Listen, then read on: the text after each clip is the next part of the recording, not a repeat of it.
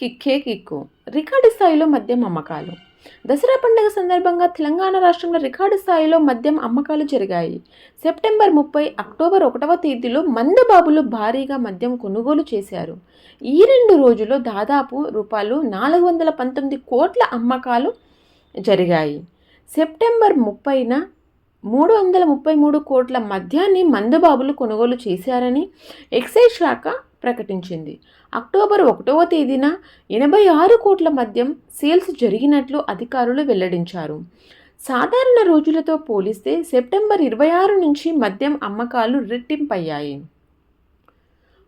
అయితే అక్టోబర్ 2న గాంధీ జయంతి సందర్భంగా మద్యం అమ్మకాలతో పాటు మాంసం దుకాణాలు కూడా బంద్ అయ్యాయి. దీని ఎఫెక్ట్ దసరా పండగపై పడింది. అక్టోబర్ 2న గాంధీ జయంతితో పాటు దసరా పండగ కూడా వచ్చింది. ఆ రోజు మద్యం షాపులు బంద్ నేపథ్యంలో ఒకరోజు ముందుగానే అంటే అక్టోబర్ 1వ తేదీనే వైన్ షాపుల వద్ద రద్దీ పెరిగింది. వైన్ షాపులు, లిక్కర్ మార్ట్ ముందు మందుబాబులు క్యూ కట్టిన పరిస్థితి.